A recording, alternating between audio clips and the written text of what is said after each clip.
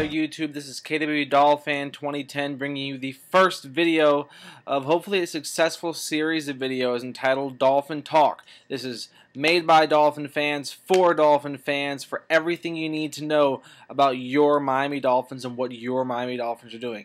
That's what we're going to be doing here, nothing more. We're not really going to get into other teams unless we're talking about trades and free agency and stuff like that. So let's get right underway. We're going to start with the three players the Dolphins cut right in the beginning of the free agency.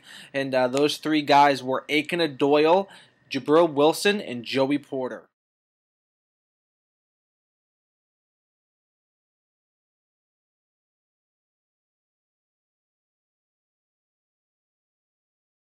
Alright, so those are the three free agents that the Dolphins ended up cutting and getting off their team. Two of them have been not picked up yet, and one has. Obviously, Joey Porter getting that $17.5 million deal from Arizona. But let's look at these players a little more. KWDOLFAN was always okay for the Dolphins, a backup his entire Dolphin career.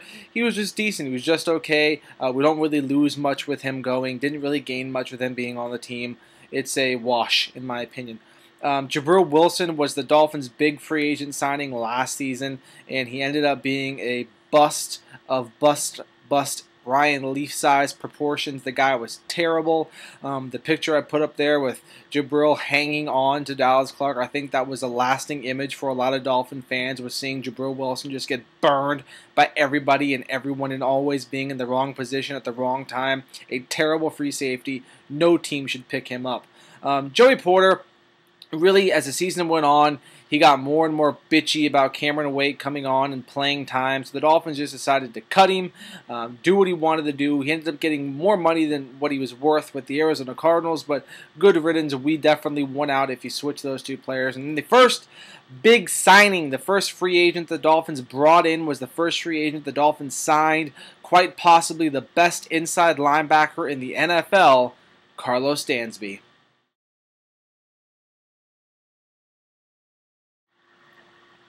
Alright, so Carlos Dansby was really the only big-time free agent that the Miami Dolphins were able to land.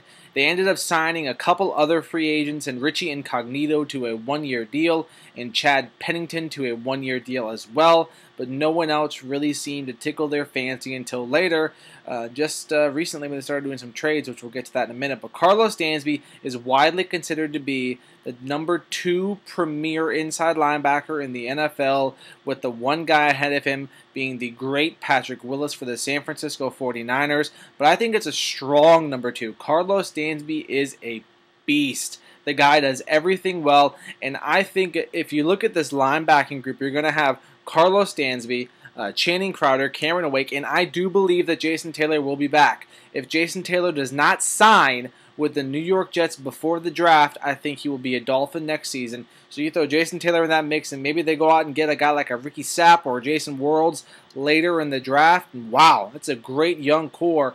And throwing in Carlos Dansby, that's a guy we haven't seen a playmaker of the linebacking group since Zach Thomas was in his prime, and Carlos Dansby is in his prime.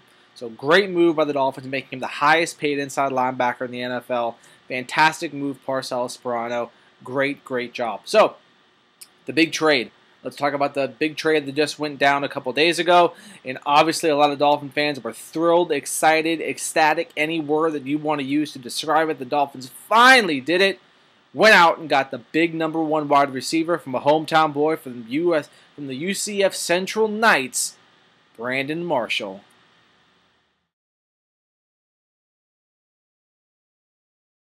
So the Dolphins, who are not really a team that is known for going out and making a lot of trades, went out and made one of the biggest trades, perhaps of the whole offseason, trading their second-round pick this year and a 2011 second-round pick to Denver for Brandon Marshall. Brandon Marshall brings to the Dolphins what the Dolphins have not had and what the Dolphins desperately needed, a true #1 wide receiver.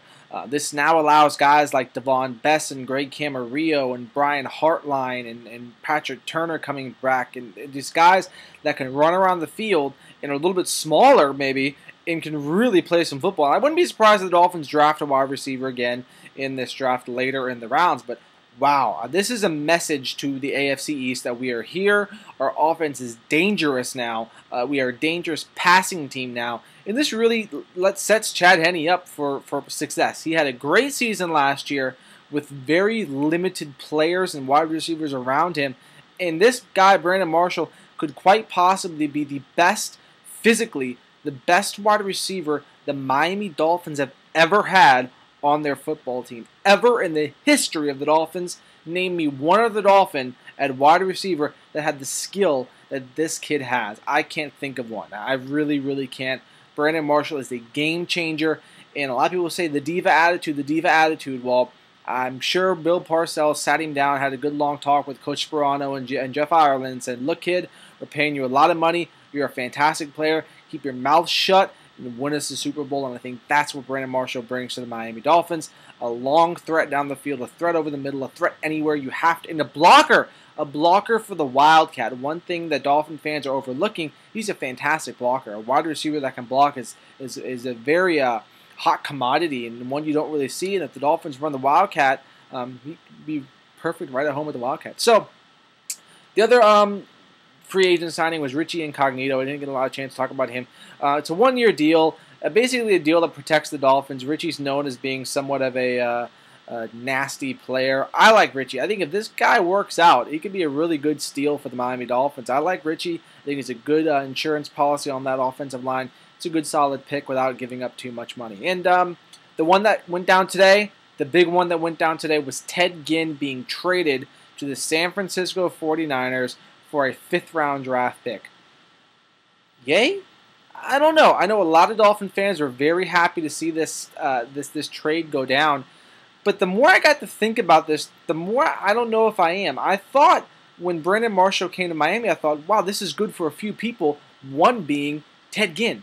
You know, ever since Ginn's came to Miami, there's been a lot of expectations for this guy to be a #1 wide receiver. Well, he's not. He never was a #1 wide receiver, and coming out of college, it was really dumb to think that he could be. Thank you, Cam Cameron.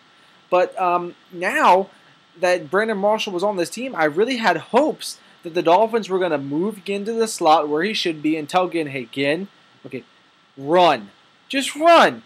Run up the field. We'll throw you the ball if you're open. And he's going to get open because he's one of the fastest players in the NFL, and he's a great kick returner. But I guess, you know, at that point, when you bring in a guy like Brandon Marshall, you got to go and you got to get rid of one of your wide receivers. And you're not going to get rid of Devon Best or Greg Camarillo, and you're not going to get rid of Brian Hartline. You really can't get rid of Patrick Turner. So I guess the odd man out was Ginn. And, you know, I mean, I guess if you don't do anything for the first 3 years and you're a top 10 pick, you're labeled a bust, and I think he is a bust, a terrible one at that.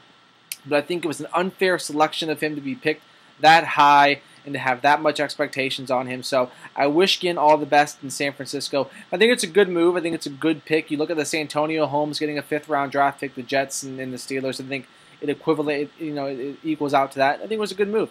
So that's about it. That's all we really got going on here. The draft's in a couple of days. The next Dolphin talk I'm going to do here is going to be about the draft and what I think the Dolphins should do and who they should draft. If you've been following my channel, I do mock drafts. I just put up mock drafts, my last mock draft, and the top 5 player positions at offense and defense in the college game. So I hope you like this. I hope you Dolphin fans will talk to me. I hope we keep this going. I hope you think I'm not a complete idiot. So I'm KWDOLFAN2010 saying, peace out.